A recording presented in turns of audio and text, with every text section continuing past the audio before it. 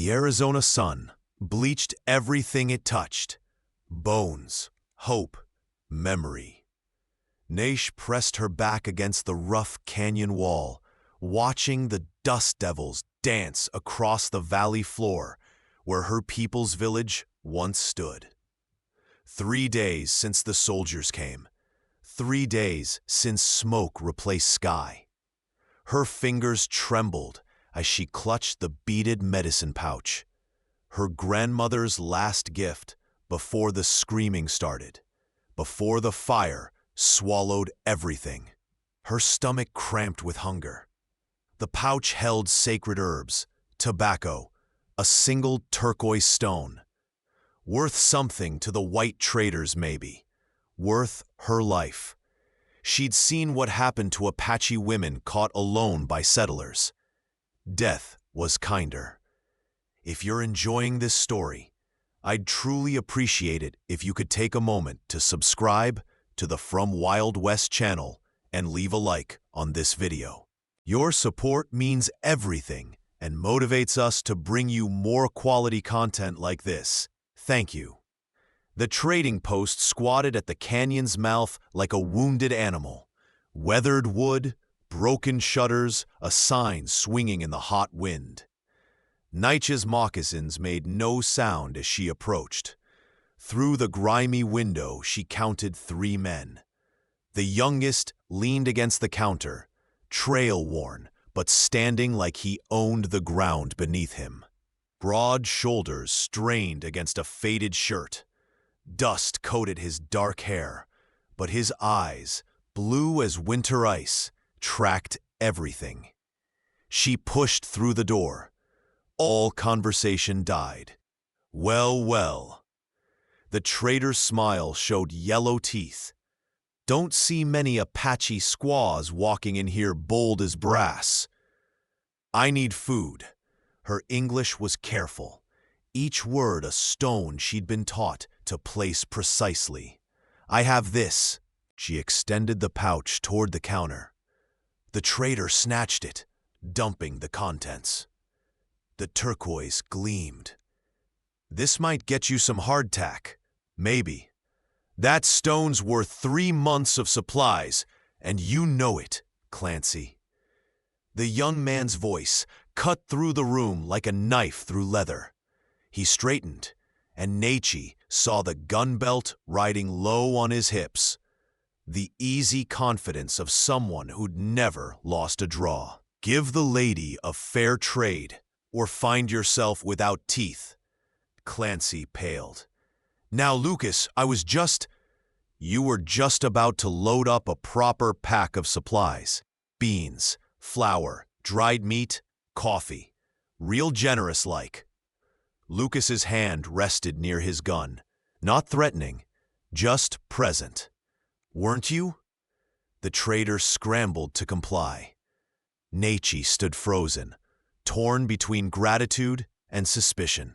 White men didn't help Apache, not without wanting something worse than money. Lucas turned those winter eyes on her. Up close, she saw the fine lines around them, not from age, but from squinting across endless distances. A scar traced his jawline. Another disappeared beneath his collar. His hands were scarred too, knuckles thick from fighting. But his voice, when he spoke, held something soft. Where's your family, miss? The word caught in her throat like broken glass. Gone. Understanding flickered across his face. He knew that kind of gone, the permanent kind. You got somewhere safe to go? She thought of the scattered survivors, those who'd fled into the mountains. Finding them alone, on foot, would take days she didn't have. If the soldiers didn't find her first. No. Clancy shoved a heavy pack across the counter. There. Now get out. Lucas lifted the pack before Naish could touch it. I've got a ranch 2 hours north. Needs a cook. You interested in work? Pays fair, and I keep my hands to myself. His gaze held hers, steady. I know you got no reason to trust me, but you need a place, and I need someone who won't burn my biscuits. That's just commerce. Why? The question escaped before she could stop it.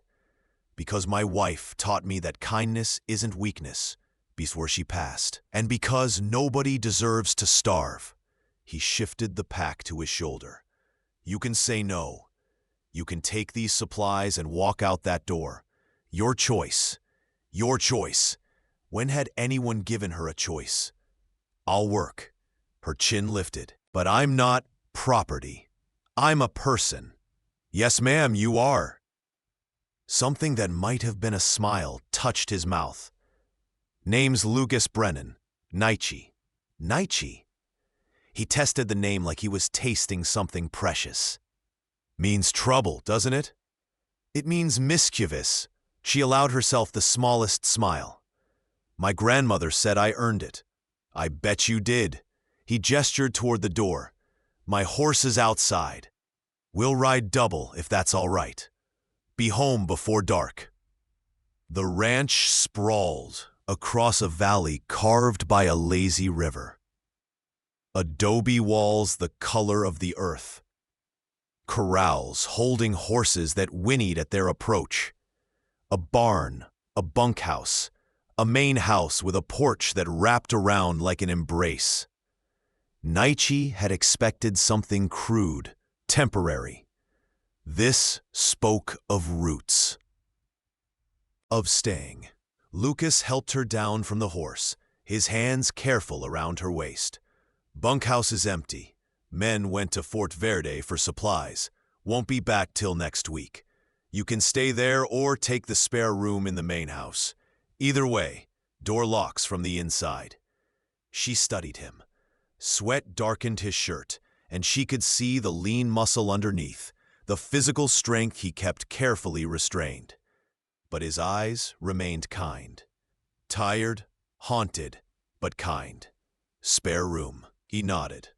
I'll show you around then. Kitchen needs stocking. That'll be your domain if you want it. I'm not much of a cook. Burned beans 3 times last week. How did you not die? She couldn't help the disbelief in her voice. Pure stubbornness. This time, he did smile. It transformed his face, carved away the hard edges. Come on. The house smelled like dust and loneliness. Evidence of a woman's touch lingered, curtains, though faded. A shelf of books, dried flowers in a vase, crumbling to nothing. Lucas saw her looking. Catherine loved wildflowers, couldn't pass a patch without picking some. His voice went distant. 2 years ago this spring, she caught pneumonia.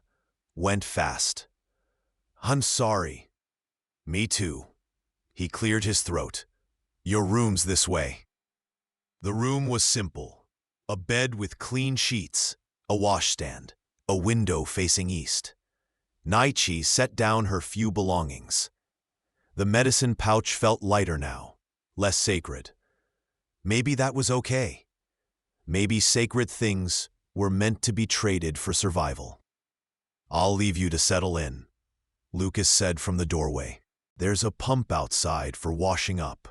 Supper's whenever you're ready to make it. He paused. And Nietzsche, you see anyone coming up the road that makes you nervous, you tell me. You're under my protection now. That means something. After he left, she sat on the bed and let herself shake. The tears came then, for her grandmother, for her village, for the girl she'd been 3 days ago, who'd never imagined the world could break so completely.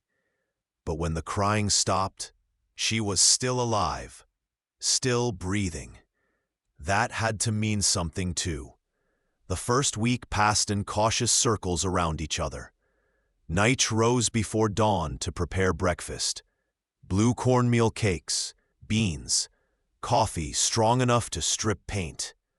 Lucas ate without complaint, praised every meal like it was a feast. He worked from sunup to sundown, mending fences, training horses, hauling water. She watched him from the kitchen window, noted how he moved, the careful economy of motion that spoke of old injuries. On the third day, he brought her a book. Catherine loved this one. Poetry. Figured you might too. She took it carefully.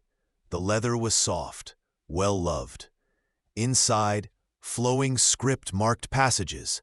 A woman's handwriting. I can read. Figured you could. You speak English too well for someone who can't. He leaned against the doorframe. Missionaries? My father wanted us prepared. He said the white world was coming whether we wanted it or not. The memory stung. Her father's pragmatism hadn't saved him.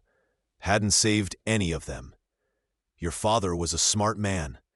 Smart men still die. Yeah. Lucas's gaze went to the window, to something she couldn't see. They do. That night, she read by lamplight until her eyes ached. The poem spoke of love and loss, of beauty in small things. Catherine Brennan had underlined this passage. Hope is the thing with feathers that perches in the soul and sings the tune without the words and never stops at all. In the margin, she'd written, even when everything's dark, especially then. On the 8th day, Lucas' stallion threw him. Nietzsche heard the commotion from the kitchen, the horse's scream, the sickening thud. She ran to find Lucas on his back in the corral, face gray with pain, clutching his shoulder. Don't, he gasped as she knelt beside him. It's dislocated. I know. She'd seen this injury before. Her grandmother had taught her. This will's hurt. Can hurt worse than Christ! The curse exploded from him as she braced her foot against his ribs and pulled.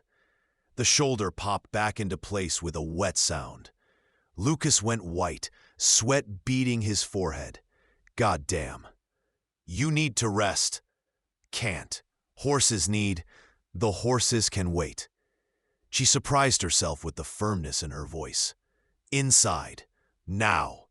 He let her help him up, which told her how much pain he was in. Getting him to the house took forever. She made him lie on the couch, then retrieved her grandmother's medicine pouch. The salve inside smelled sharp, medicinal. This will help with the pain and swelling.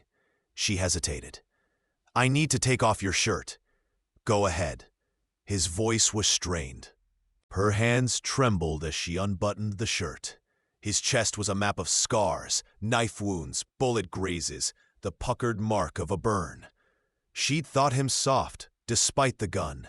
Now she understood. Lucas Brennan was a man who'd survived things that should have killed him. How? The question slipped out. War. After that, bounty hunting. After that, trying to forget both. His eyes found hers. I was mean, Nietzsche. Did things I'm not proud of. Catherine, she saw something worth saving. Spent 5 years proving her right. Then she died, and I couldn't figure out why God would take her and leave me.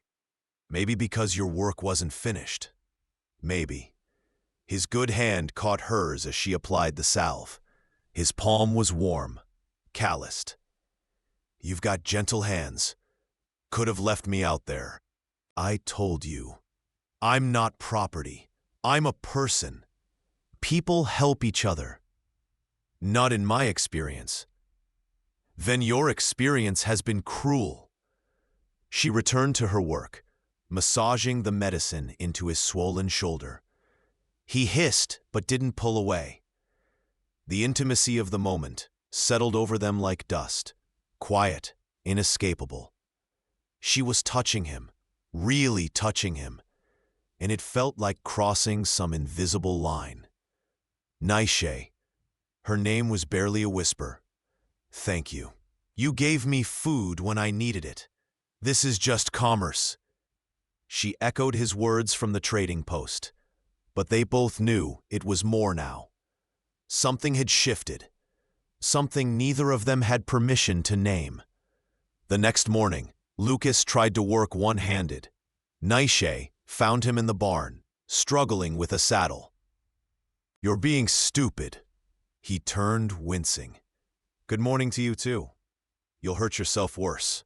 Let me help. You know horses? I was riding before I could walk. She lifted the saddle easily, settled it across the mare's back. My people are cavalry. Were cavalry. The correction hurt. Lucas watched her work. She felt his gaze like heat. You miss it? Riding? Yes. Then ride. He gestured toward the horses. Anyone you want. They need the exercise anyway. I should cook. Cooking can wait. Go. She chose a paint mare with intelligent eyes. The moment she settled into the saddle, something in her chest unclenched.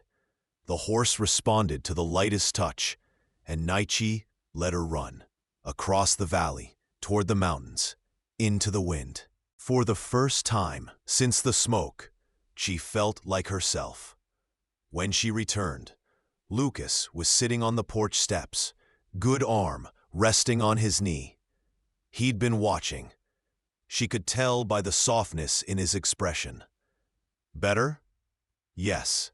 She dismounted, stroked the mare's neck. Thank you. You're a natural. Catherine would have loved to see that. He stood, moved toward her. Tomorrow, if you want, I'll teach you to shoot. Woman alone needs to know how to protect herself. I know how to use a bow. Bow's good for hunting. Gun's better for men who don't respect a warning. His jaw tightened. You're under my protection, but I won't always be close enough. Rather, you could protect yourself. The logic was sound. But more than that, he was treating her like an equal, not a rescued victim, not a servant, a partner. All right, the shooting lessons became ritual. Every evening, after chores, they'd walk to the canyon and Lucas would set up targets. He stood behind her, adjusting her stance, his chest warm against her back. Breathe out as you squeeze. Don't pull. Squeeze. His voice rumbled through her. There. Like that. The gun kicked. The bottle exploded. Good! Real pleasure lit his face. Again, she reloaded. Fired. Another hit. The power of it sang through her veins. Not just the gun, but the knowledge. The ability. She was no longer helpless. You're a natural at everything, aren't you? Lucas shook his head, almost laughing. What can't you do? Trust easily. The truth escaped before she could cage it. His smile faded. Yeah, me neither. He holstered his own gun. But I'm trying, with you. Why me? Because you're honest. In a world full of liars, that's rare. He met her eyes. And because I see a woman worth knowing, not saving, knowing. The distinction mattered. She felt it in her bones. That night, unable to sleep, she found him on the porch. He'd pulled a chair out, sat with his boots propped on the railing, staring at the stars. Can't rest either? He asked without looking over. She settled into Catherine's rocking chair. Too quiet. After violence, quiet feels wrong. He understood. Of course he did. I used to hate it. Now I'm learning to sit with it. How? By filling it with better things. Catherine used to read to me out here. Poetry, mostly. Her voice made the quiet feel peaceful instead of empty. He glanced at her. You could read, if you wanted. She fetched the poetry book. In the lamplight, with cicadas singing and Lucas listening, she read Emily Dickinson's words about hope with feathers. Her voice cracked on certain lines, but he didn't comment, just listened, and let the quiet between words become comfortable. When she finished, he said, You've got a nice voice. Warm. You don't have to. I don't say things I don't mean, Naichi. Life's too short for false kindness. He stood, stretched. His shoulder had healed well. You ever want to talk about what happened? About the village? I'll listen, and if you never want to talk about it, that's fine too. But it doesn't change who you are. You're not what was done to you." The words hit somewhere deep. She nodded, not trusting her voice. "Good night, Nige." "Good night." She watched him go inside and wondered when he'd stopped being just the man who'd given her food and started being Lucas. Solid, kind, haunted Lucas, who saw her as whole instead of broken. 3 weeks became a month. The ranch hands returned, grizzled men who eyed Nate with suspicion until Lucas made it clear she was under his protection. After that, they treated her with careful respect, accepted her meals with grateful nods. But tensions grew beyond the ranch. Settlers nervous about Apache uprisings, soldiers increasing patrols. Nate felt the noose tightening. She was a target by virtue of her blood, her face, the language she'd been born speaking. Lucas felt it too. She caught him checking his guns more often, scanning the horizon with tension in his shoulders. "You should go to Fort Verde," she said one morning. "Safer. This is my home. I don't run." He poured coffee, handed her a cup. Their fingers brushed, neither pulled away. "Besides, who'd protect you?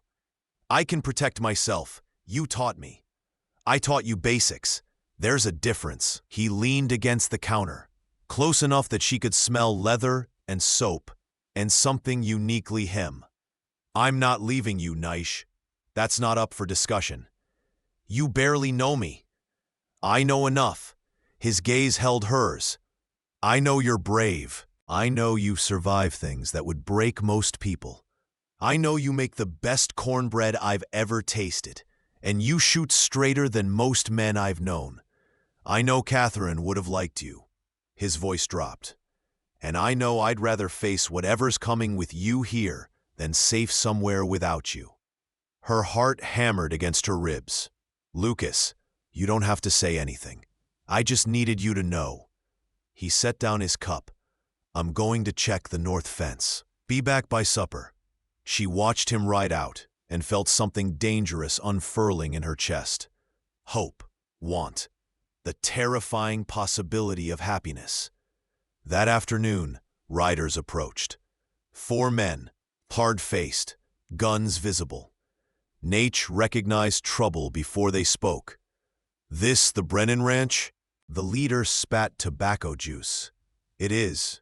Can I help you?" "Heard he's harboring an Apache squaw. That you?"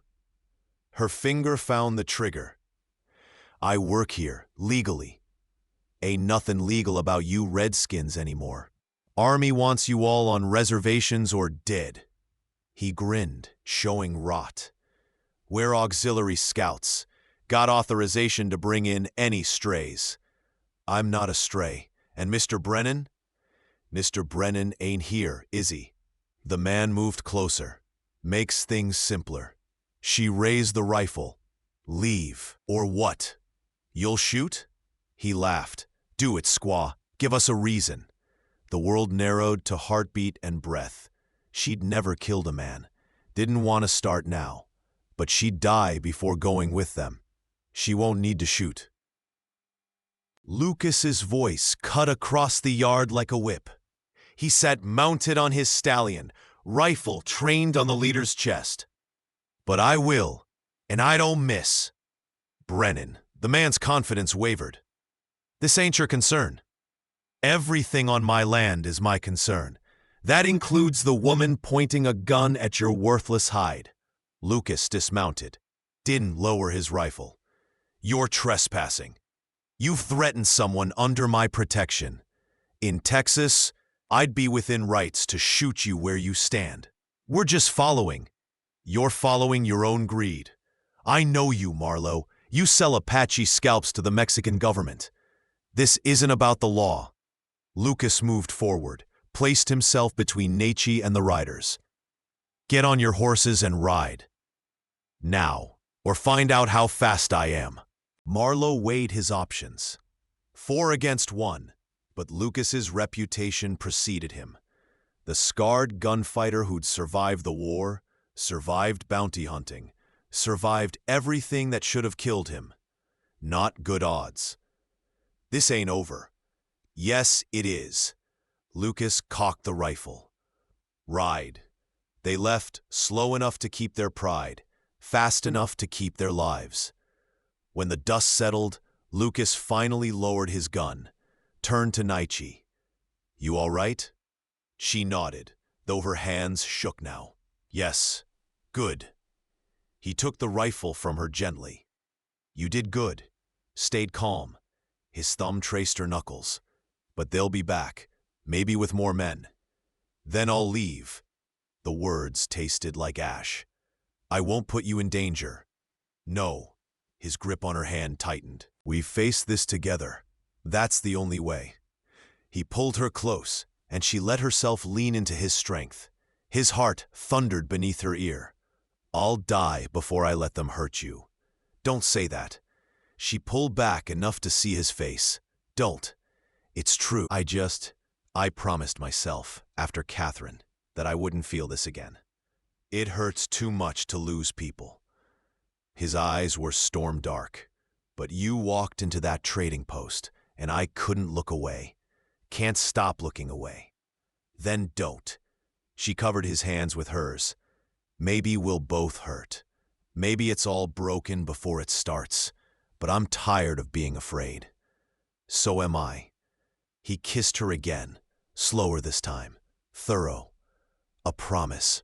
That night, they sat on the porch as stars wheeled overhead. Lucas told her about the war, about the horror, the senselessness, the friends he'd buried.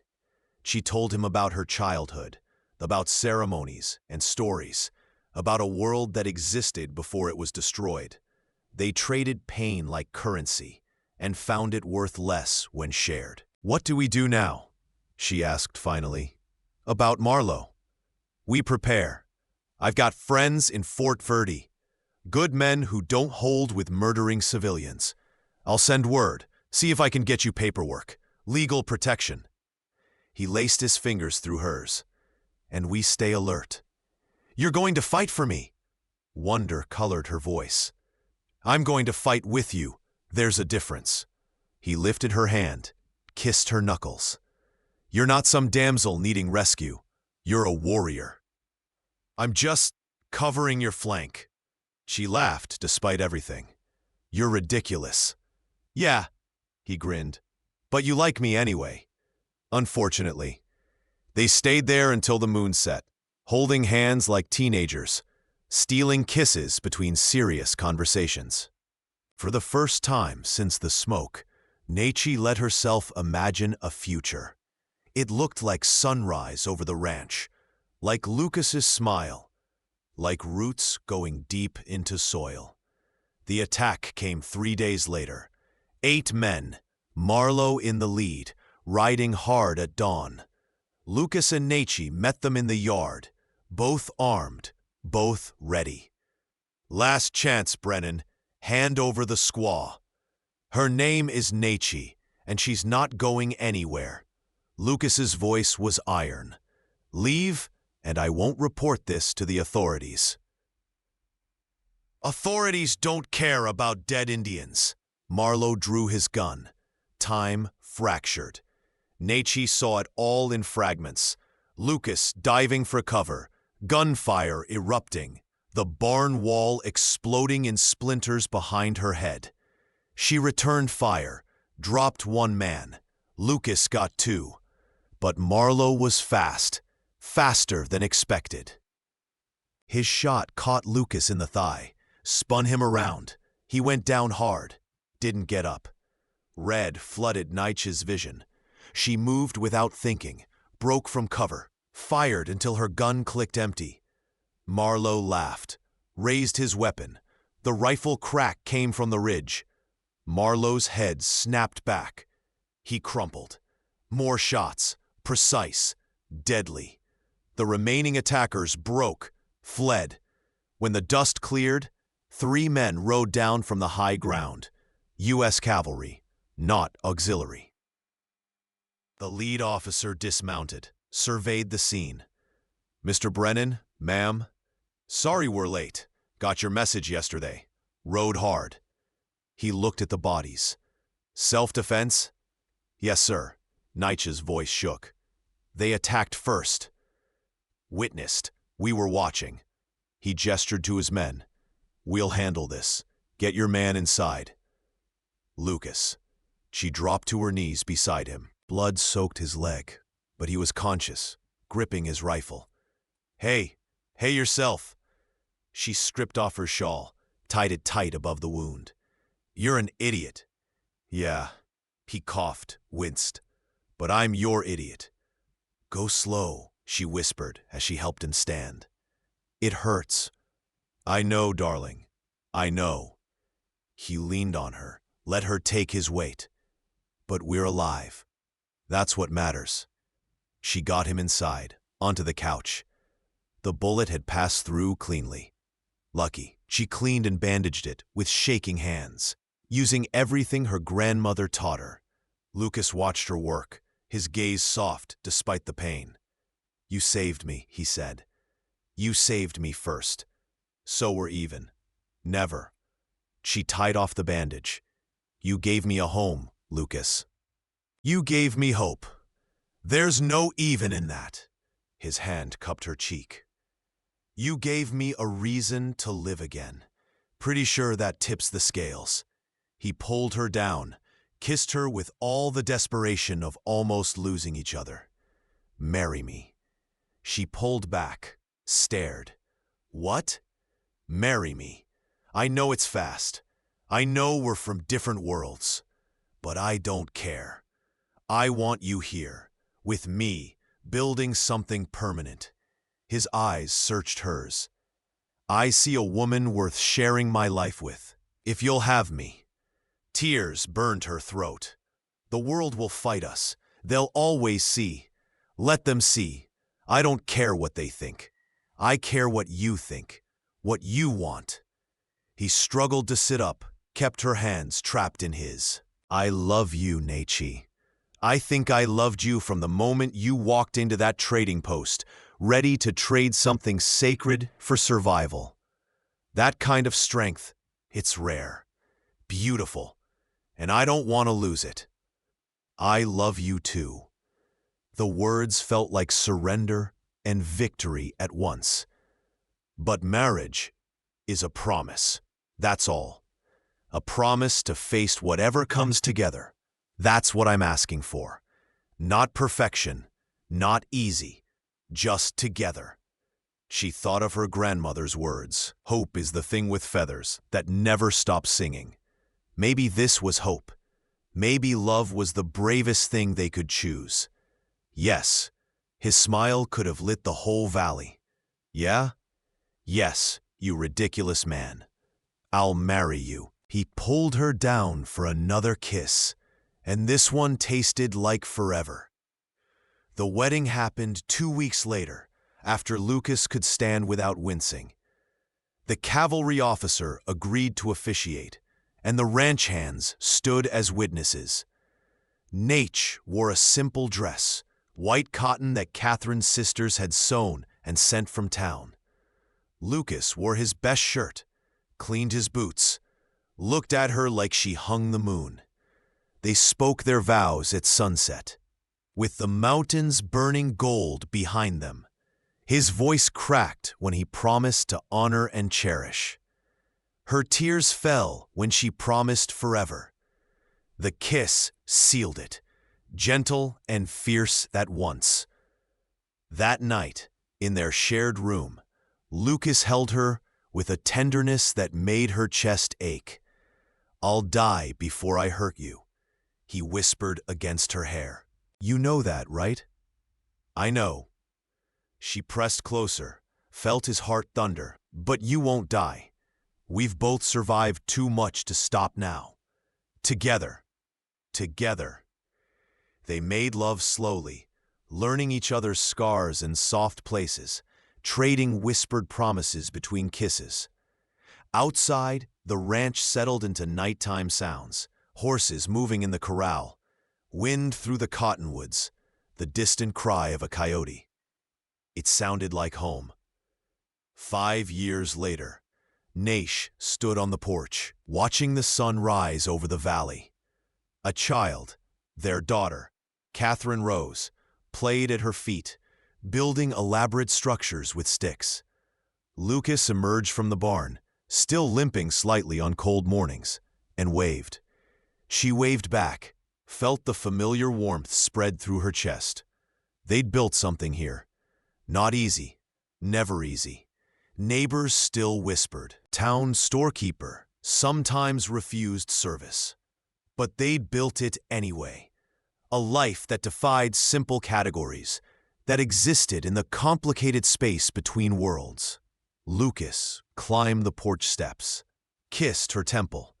"Morning, wife." "Morning, husband." She leaned into him, watched their daughter laugh at some private joke. "She's got your stubbornness. And your courage. God help us all." Little Catherine looked up, grinned. "Papa, watch me." "I'm watching, Rosebud." This was what they'd fought for. These small, perfect moments. The ordinary miracle of a family breakfast, of shared laughter, of love that refused to be defeated. Naiche thought of her grandmother, of the medicine pouch she tried to trade for food. She understood now. Some things were worth trading everything for. And some things, love, hope, the courage to choose joy despite pain, those things you fought to keep. "I'm glad you pretended to be just a drifter that day," Naiche said softly. Lucas chuckled. The cowboy pretended to be a drifter, then froze when the Apache girl saved his life. He kissed her hair. "Best decision I never made." "What?" "To freeze. To let you save me. I was so used to doing the saving, I forgot what it felt like to be worth saving." He turned her to face him. "You reminded me, every single day." She kissed him, tasting coffee and the promise of the day ahead. Catherine squealed, ran to hug their legs. They lifted her between them, this perfect combination of their love, and Naiche felt her grandmother's presence like a blessing. Hope is the thing with feathers, and it sang every single morning in the voice of family. Thank you so much for listening to this story. I'd love to know where you're enjoying this tale from. Are you listening at home, during your commute, or perhaps while working? Please subscribe to the From Wild West channel and share your thoughts in the comments below. What did you think of Naiche and Lucas's journey? Your feedback means the world to us. Create an ultra-realistic, cinematic movie poster for a Western romance titled "The Cowboy Pretended to be a Drifter, then Froze when the Apache Girl Saved His Life." Scene: a tense moment in a dusty ranch yard at golden hour, with mountains burning orange in the background. Smoke wisps still hang in the air from a recent gunfight. Characters: male lead, ruggedly handsome, muscular physique, aged 32, wearing a dusty chambray shirt, partially unbuttoned, worn denim pants, leather gun belt, and scuffed boots. Dark brown hair, piercing blue eyes like winter ice, strong jawline with a thin scar tracing from chin to ear. Another scar visible on his collarbone. Expression intense. Setting: Arizona ranch at sunset. Adobe house visible in background. Wooden corral fence. Desert mountains painted gold and crimson by dying light. Dust motes catching the sun's rays like falling stars. Composition: characters in the center. Bodies angled toward each other in intimate but tension-filled proximity, nearly touching. His hand reaching toward her face. Dramatic backlighting from the setting sun, creating rim light around their silhouettes. She holds the rifle casually. He has one hand near his holstered gun. Both warriors, both protectors. Title: The cowboy pretended to be a drifter, in bold vintage Western font with distressed leather texture. Subtitle: Then froze when the Apache girl saved his life, in elegant script below. Additional subtitle: A Wild West love story. Color palette: warm oranges, deep amber, burning gold, rich earth tones, dusty blues. Photorealistic quality, 8K resolution. Atmosphere: epic, romantic, dangerous, hopeful against impossible odds. Style: reminiscent of classic Western movie posters. The Searchers, Dances with Wolves, meets modern Netflix Amazon Prime dramatic series promotional art. Emotion: his protective devotion, her fierce independence. Professional cinematographic quality, volumetric lighting creating God rays through dust, shallow depth of field with sharp focus on characters while background softly blurs. Hint of danger in the shadows, promise of love in the light.